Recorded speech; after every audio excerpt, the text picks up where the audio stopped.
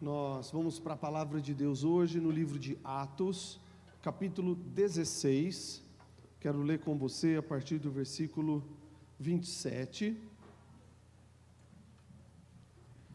Atos 16, nós vamos ler do 27 ao versículo 34. Eu quero falar com você hoje sobre quando Jesus entra no nosso lar, na nossa casa, na nossa família. Nós vamos olhar, se conseguirmos, tivermos tempo suficiente, em 4 cidades onde Jesus entrou, em 4 casas, cada uma em sua cidade. A primeira está aqui em Atos 16, a partir do versículo 27. O carcereiro despertou do sono, e vendo abertas as portas da prisão, puxando da espada, ia suicidar-se, pois pensou que os presos tinham fugido. Mas Paulo gritou bem alto: não faça nenhum mal a si mesmo, estamos todos aqui. Então o carcereiro, tendo pedido uma luz, entrou correndo e trêmulo, prostrou-se diante de Paulo e Silas. Depois, trazendo-os para fora, disse: senhores, que devo fazer para que seja salvo? Eles responderam: creia no Senhor Jesus, e você será salvo, você e toda a sua casa. E pregaram a palavra de Deus ao carcereiro e a todos os que faziam parte da casa dele. Naquela mesma hora da noite, cuidando deles, lavou-lhes as feridas dos açoites. E logo a seguir, ele e todos os membros da casa dele foram batizados. Então, levando-os para a sua própria casa, deu-lhes de comer, e com todos os seus manifestava grande alegria por ter crido em Deus. Amém? Se há um lugar onde Jesus quer entrar, que Jesus quer estar, que Jesus tem interesse, é na sua casa, é na sua família. Se tem um lugar onde o Senhor quer olhar, contemplar e ver que somos cristãos de verdade, que estamos com o coração alinhado de verdade, é na intimidade da nossa casa, é no secreto do nosso lar. Aqui nessa casa que nós vemos Jesus entrando, é a casa da crise e da salvação. Olha a situação deste, como é o nome do que ele faz mesmo? Do carcereiro. Olha a situação desse carcereiro. Paulo e Silas tinham curado, pode colocar o primeiro ponto. O Paulo e Silas tinha recém manifestado um grande milagre de Deus através da vida deles. Eles estavam pregando a palavra, eles estavam cumprindo o chamado. Encontram uma mulher que era usada para obtenção de lucros de homens daquele lugar. Ela fazia adivinhações através de um espírito que operava na vida dela. Eles discerniram isso, viram que aquilo não era de Deus, expulsaram o espírito maligno da vida da mulher. Ela foi livre, ela foi liberta, ela foi transformada. Mas os que tinham interesse na vida dela se incomodaram, prenderam Paulo e Silas, açoitaram Paulo e Silas. Eles agora estão na prisão, eles agora estão feridos, machucados, mas estão orando, estão cantando, estão louvando a Deus. A Escritura diz que a força da oração deles, a força do cântico deles, a força da adoração daqueles 2 homens, fez com que acontecesse um terremoto. Como que um terremoto?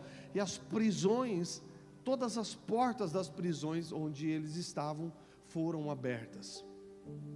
O carcereiro diante da lei romana, era responsável pelo cuidado de que nenhum prisioneiro fugisse. Se um prisioneiro fugisse, a mesma pena, a mesma condenação que estava sobre o prisioneiro, agora deveria ser paga pelo carcereiro que permitiu a fuga daquele homem que estava ali condenado. Então o carcereiro está vendo todas as portas abertas, e ele imagina: a minha vida acabou, eu falhei na minha profissão, eu falhei na minha missão. Se a pena de um homem, de um preso, já é terrível, porque eles estavam no cárcere interior, eles estavam como que na prisão de segurança máxima, ele olha e imagina a pena de todos esses fugitivos sendo cobrada sobre ele. A morte dele era certa.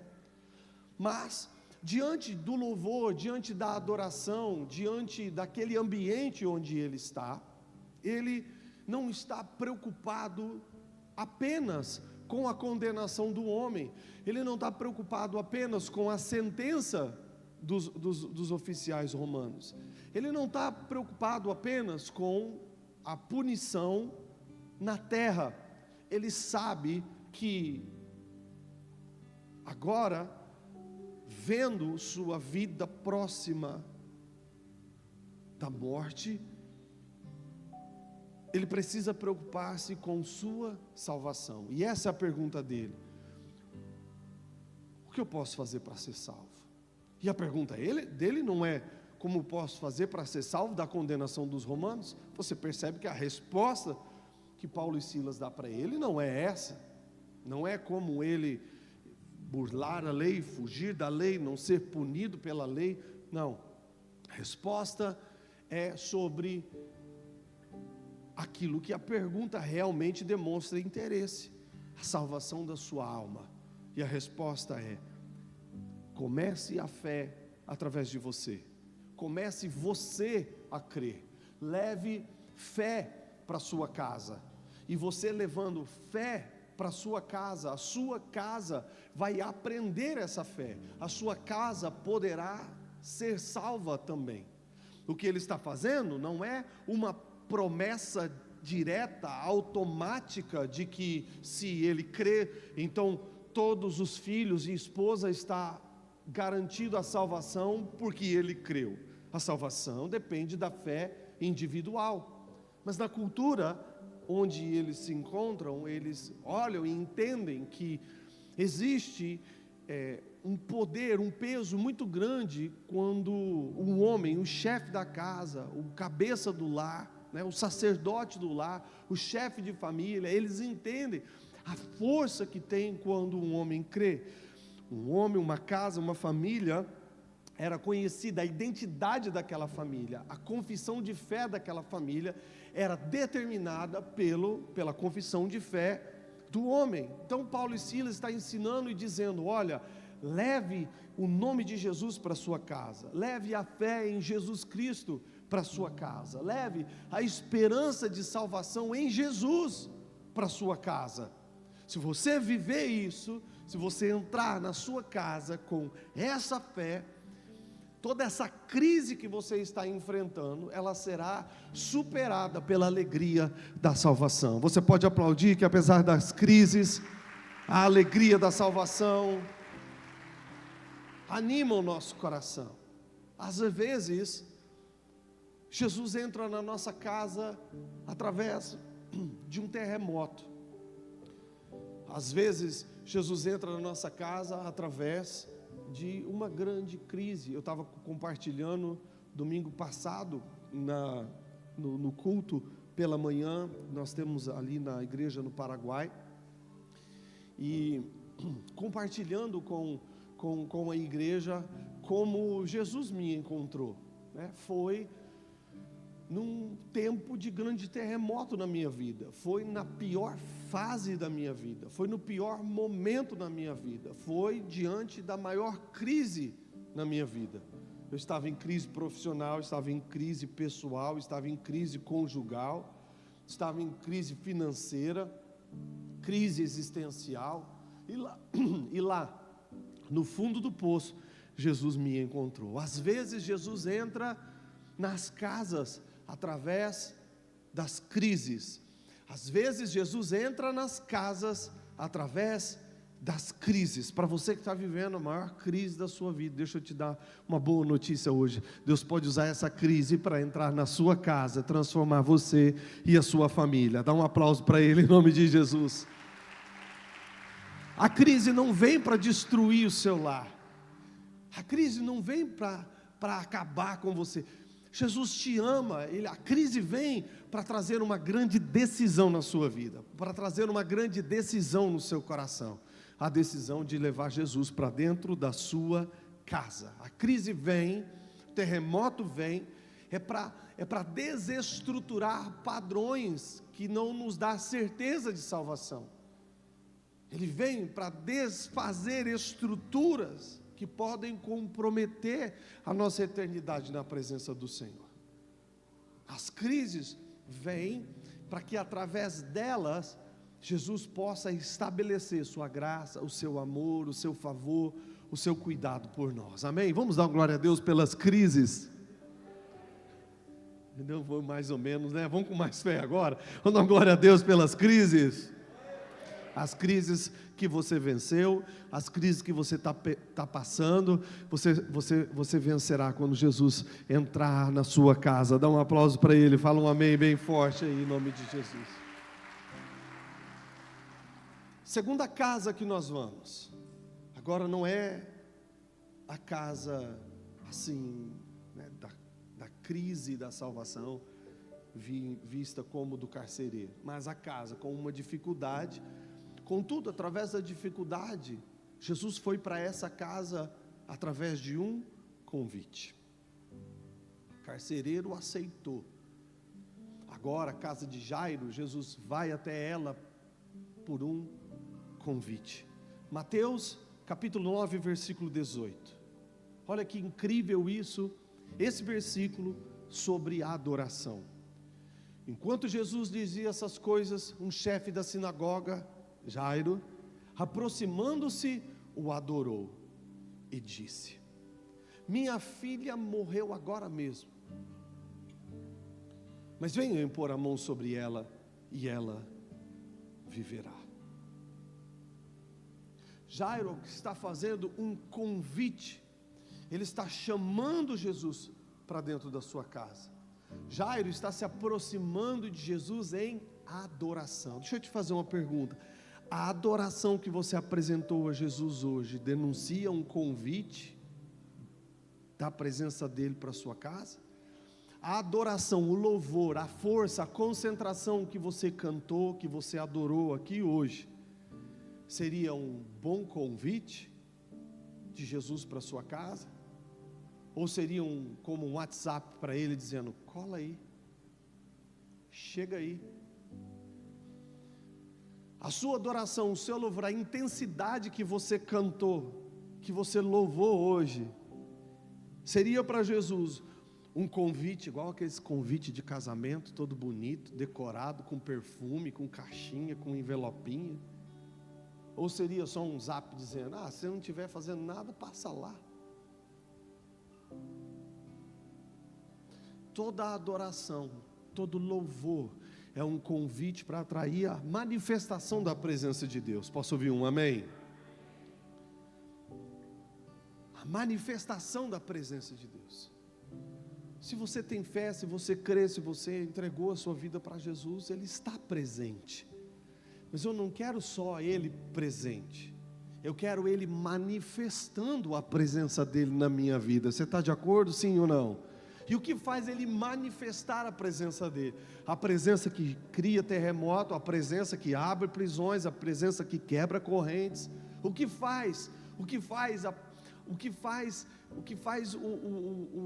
o Senhor, Ele não só está presente, mas agir, se mover, brilhar, resplandecer onde Ele está presente.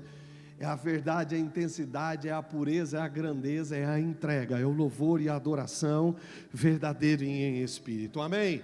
Melhore o seu louvor, melhore a sua adoração. Quero ver um glória a Deus aí bem forte. Então ele adorou dizendo: olha, eu estou com um problema que os homens não podem corrigir lá em casa. A minha filha faleceu agora mesmo, mas vem para minha casa, Jesus. Existem problemas não solucionáveis, existem problemas impossíveis. Eu estou em uma situação que não existe nada a ser feito, mas vem, e não só venha e opere. Não só venha, não só esteja presente na minha casa, mas quando o Senhor estiver na minha casa, comece a tocar na minha casa, comece a tocar na minha família, comece a tocar em tudo que eu tenho, porque eu sei que um coração que te adora, eu sei que um convite para minha casa, eu sei que a sua presença na minha casa, eu sei que a sua poderosa mão operando em minha casa, onde há morte haverá vida. Levanta a sua mão direita e fala: Jesus vem e toca na minha vida, e toca na minha casa, e toca na minha família, e toca em tudo que é meu. Diga bem forte: Jesus vem para minha casa a partir de hoje, em nome de Jesus. Aplaude ele aí, aleluia. Veja, este homem que está convidando Jesus para sua casa, Jairo, é chefe da sinagoga. Ele tem um status social altíssimo, um status religioso altíssimo. Ele está correndo um grande risco aqui. Ele está adorando Jesus publicamente, ele está confiando em Jesus publicamente, ele está declarando a sua fé e esperança em Jesus publicamente. Escute, ele está declarando que ele crê no poder da ressurreição publicamente. Ele faz parte de um grupo de pessoas que estava procurando prender Jesus, matar Jesus, contrariando Jesus, não crendo em tudo que Jesus estava dizendo que era e que podia fazer. Mas essa situação na sua casa, essa situação com a sua filha, fez com que ele superasse o orgulho, superasse o medo do julgamento dos outros, o amor pela sua filha,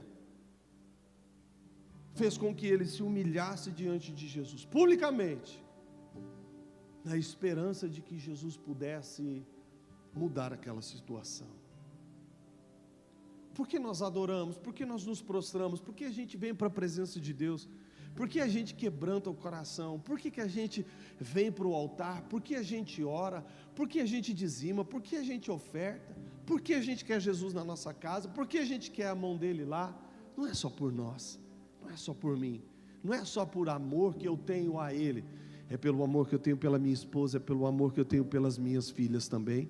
Amém? Então que você hoje convide Jesus para a sua casa, não só pelo amor que ele tem por você, mas pelo amor que ele tem também pelos membros da sua família. Escuta, Jesus está interessado nas suas filhas, Jesus está interessado nos seus filhos, Jesus está interessado no seu casamento, Jesus está interessado no seu lar. Se você quer Jesus na sua casa, diga mais uma vez: Jesus vem e toca tudo que eu sou e tudo que eu tenho. Um aplauso para ele em nome de Jesus. Quando Jesus chega na casa de Jairo, versículo 23, Mateus 9, versículo 23, Jesus vê o que é cultural há 2000 anos atrás.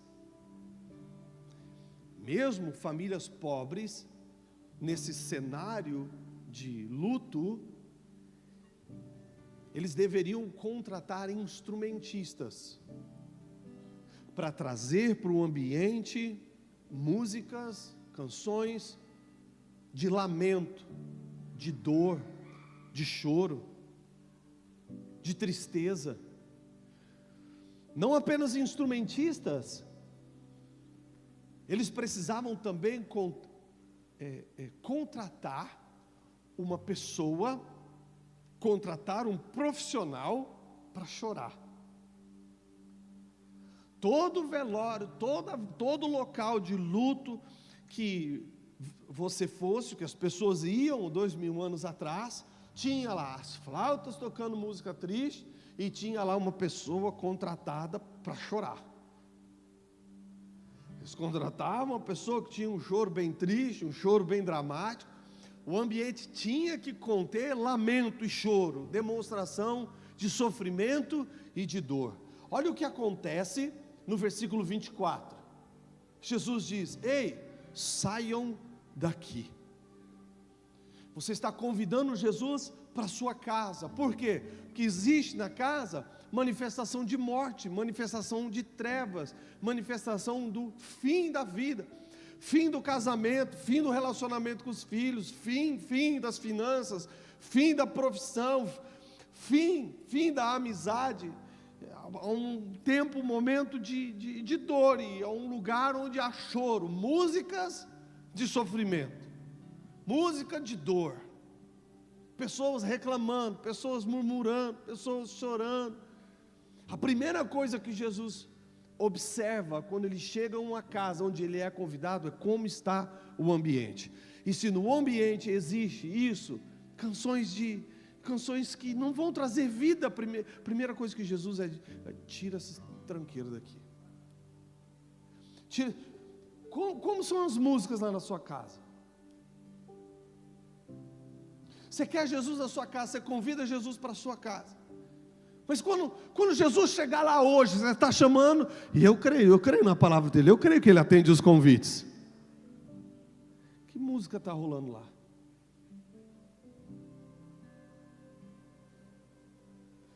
Se é música de sem vergonhice, se é música indecente, se é música de traição, se é música de morte, você chamou, Jesus vai. Mas para ele permanecer e para ele tocar, tem uma condição: você precisa limpar aquele lugar.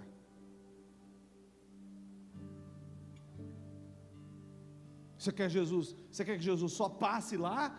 Ou você quer que ele chegue para tocar e para ficar e permanecer? É isso que eu quero para a minha vida, amém? Então cuide, limpe o seu ambiente, limpe a sua casa, limpe o som da sua casa. Se há murmuração, briga, barulho, gritaria, ofensa, xingamento, palavrão, Jesus está dizendo: tira essas porcarias daqui. Você me chamou, eu vim, eu quero ficar, mas você agora faz tua parte, porque eu preciso de um ambiente que corresponda à santidade que você convidou. Entende, sim ou não? Eu não vim aqui para fazer parte das suas trevas, eu não vim aqui para fazer parte do choro, eu não vim aqui para ser parte dessa canção. Eu não quero canção de morte, eu não quero choro de morte, eu não quero choro de lamento. Eu vim aqui para trazer vida. O diabo vem matar, roubar e destruir, eu vim para trazer vida, e vida em abundância. Tira essa música de morte, põe música de vida, música de esperança, música de honra a Deus, música de louvor, música de adoração, música que agrada ao Senhor. Tira o choro, a gritaria, o xingamento, coloque palavras de adoração, de honra, de verdade, de elogio, de agradecimento. Coloque o reino de Deus no ambiente da sua casa para Jesus permanecer. Aplaude Ele de coração em nome de Jesus. Alguém diga aleluia. Levanta a sua mão e fala: Jesus vem. Fala: Jesus, pode preparar a sua chegada, que quando o Senhor chegar lá, eu já vou ter preparado tudo para o Senhor permanecer. Cadê o glória a Deus aí? Terceira casa, a do relacionamento e do serviço. Mateus 8, 14 e 15, Jesus chega na casa de Pedro, e não era algo...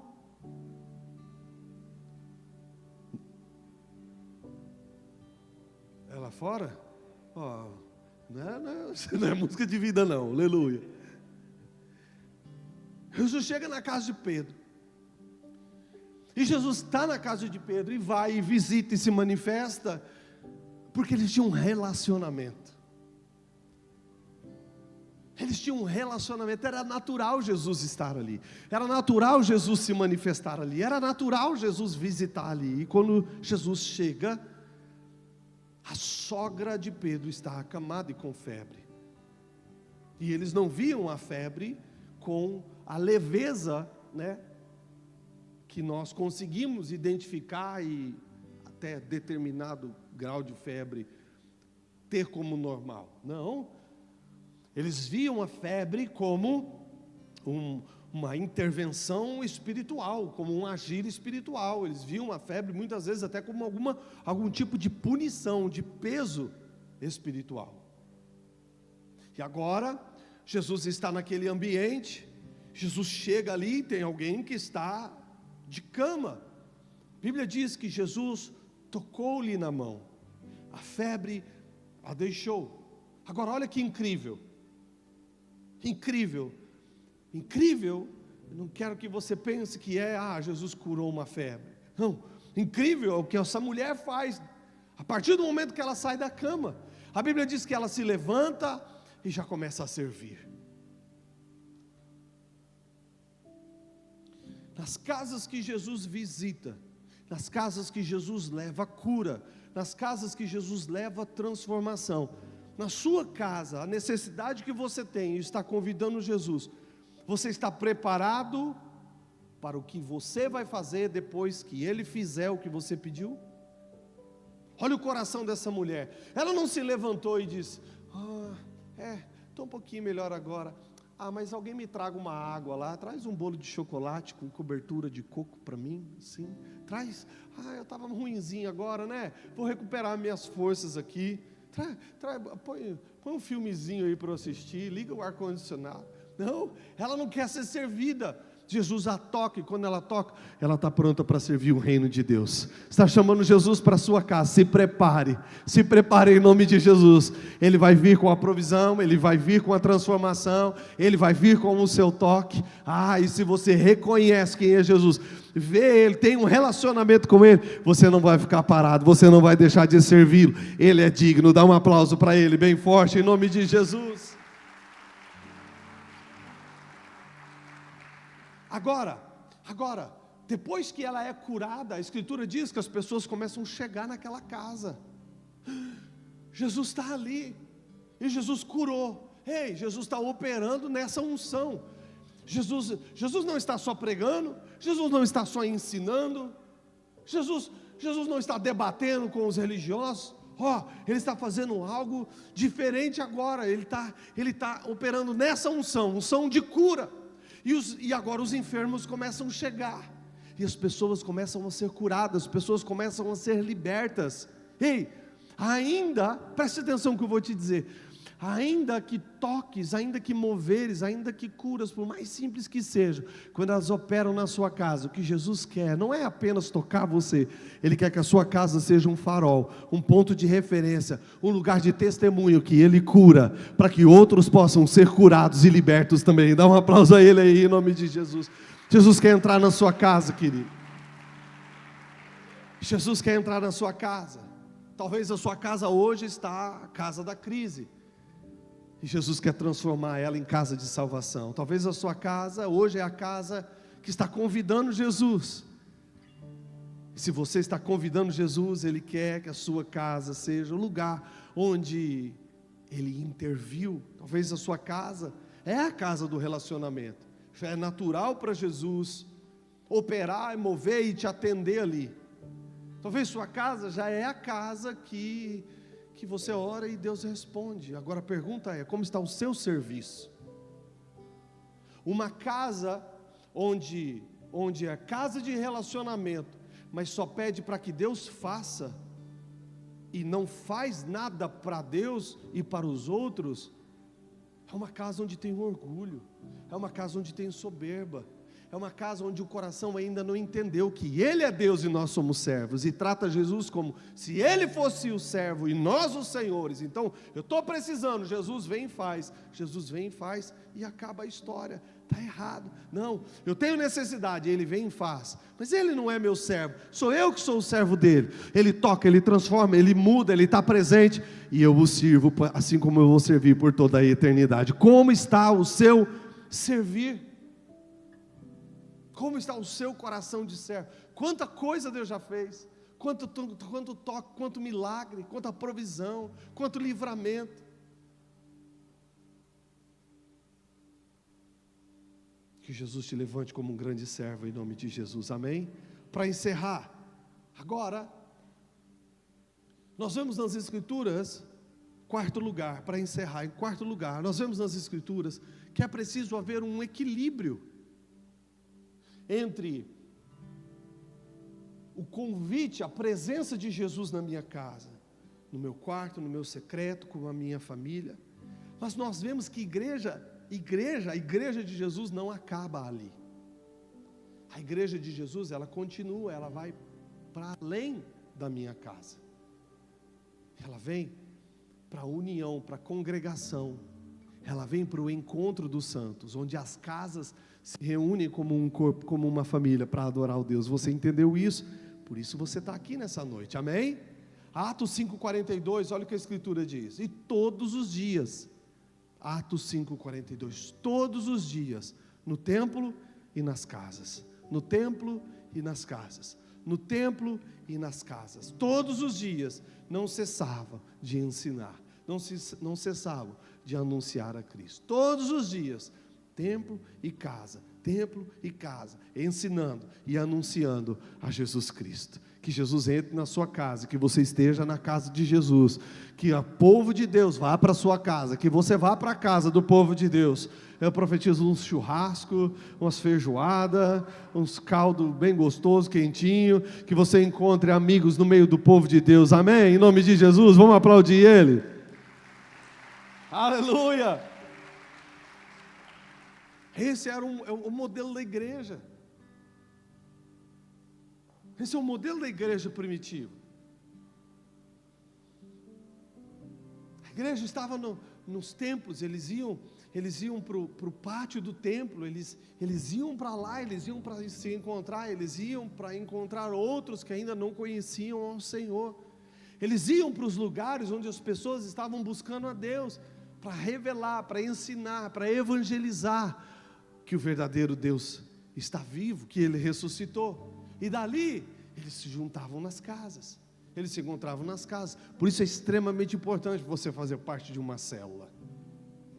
Por isso que é extremamente importante você aprender do reino de Deus, ser ensinado, ser discipulado, ser treinado, para que a sua casa seja também um lugar onde você possa receber pessoas e fazer isso de Atos 5,42. Ensinar outros sobre o amor de Jesus, anunciar a Jesus Cristo. Que a sua casa seja um lugar onde os anjos do Senhor estão presentes, não só para te servir, mas para servir outros através de você. Que a sua casa seja o lugar onde o poder do Espírito Santo está presente, para quando você anunciar Jesus Cristo, aqueles que estiverem lá possam, com poder, não só com palavras, mas com palavras e com poder para sinais e maravilhas, alcançar vidas e transformar realidades de outras casas também. Cadê o amém bem forte? Nas casas onde o pão era partido, nas casas onde as orações eram específicas. Imagina se a gente parar o culto aqui agora para ouvir a oração, a necessidade de cada um, né? Se nós tivéssemos um tempo disponível para fazer isso, 4, 5, 6 horas de culto, seria um prazer imenso. Mas como nós reunimos, o propósito dos cultos, a gente se reúne para ser tocado, a gente se reúne para tocar a Deus, a gente se reúne para ser moldado, para ser reabastecido, a gente se reúne para encontrar e ser ministrados por outros dons, outros ministérios, aquele que ministra no abraço, aquele que ministra com unção, um chamado diferente sobre a vida das nossas crianças, aqueles que ministram com dons específicos, né, de adoração, de louvor a Deus. Então a gente se reúne para sermos fortalecidos uns pelos outros. E quando a gente sai daqui, agora é a hora de exercer o Evangelho. Agora é hora de anunciar o Evangelho, de anunciar a salvação. E nas casas, em grupos menores, a gente pode compartilhar uns com os outros. Olha, estou com dificuldade, estou passando por uma situação difícil no meu trabalho, ou estou sem trabalho, estou precisando de um trabalho. Fica mais fácil da gente conseguir, né, identificar as necessidades. E então unirmos a nossa fé, unirmos o nosso clamor, ligar juntos nos céus, na terra, e assim ligarmos juntos nos céus. Olha, estou sendo perseguido, desligar as perseguições, vencer as perseguições na terra. Tudo que ligamos na terra é ligado nos céus, tudo que desligamos na terra é desligado nos céus, e a gente faz isso comunicando as nossas necessidades aos santos. Posso ouvir um aplauso para Jesus bem forte, um glória a Deus aí? Aleluia. Você não está sozinho, você não está sozinho, Deus não esqueceu de você. Jesus quer estar e entrar na sua casa. Posso ouvir um amém bem forte? Aleluia. Então qual é a sua realidade hoje? Qual é a sua realidade hoje? Está em crise como o carcereiro, uma crise profissional? O que fazer? Creia. O que fazer? Decida crer. O que fazer? Leva a fé para dentro da sua casa. Fale de fé com a esposa. Fale de fé com filhos. Você está em crise na sua casa por causa dos barulhos, das brigas, das discussões, da raiva, do ódio, da angústia, das opressões? Convide Jesus. Limpa o ambiente, transforma o ambiente. Ele quer ir para a sua casa. Ele quer te ajudar na crise profissional, mas Ele quer também te ajudar nas crises da alma, nas crises do relacionamento. Você já tem um relacionamento com Jesus? Bom, Ele quer tocar o que for preciso, mas Ele fica olhando, contemplando e esperando o seu serviço, o seu servir ao Rei, o seu servir ao reino, o seu servir ao próximo, o seu servir à igreja, o seu servir a quem ainda não é igreja, e aprender e ver Jesus através da sua vida. Talvez você está desequilibrado, você está com Jesus só na sua casa. Hoje você está aqui depois de muito tempo sem ter entrado numa igreja novamente. Crises com as pessoas, crises com os outros. Querido, a igreja é assim, igualzinho lá dentro da sua casa. A gente tem crise até com a esposa, a gente tem crise até com os filhos, a gente tem crise até com o pai. Às vezes a pessoa vem para a igreja e pensa que não vai ter crise com os irmãos. Crise é boa. Crise é boa para desenvolver o nosso amor, nossa capacidade de perdoar, nos lembrar que nós também precisamos ser perdoados e também somos falhos. Mas talvez você tenha vindo só na igreja, o seu desequilíbrio é ao contrário. Você só encontra Jesus, só vê Jesus, só ouve de Jesus, só fala com Jesus quando você vem na igreja. Equilíbrio na casa e no templo, na casa e no templo.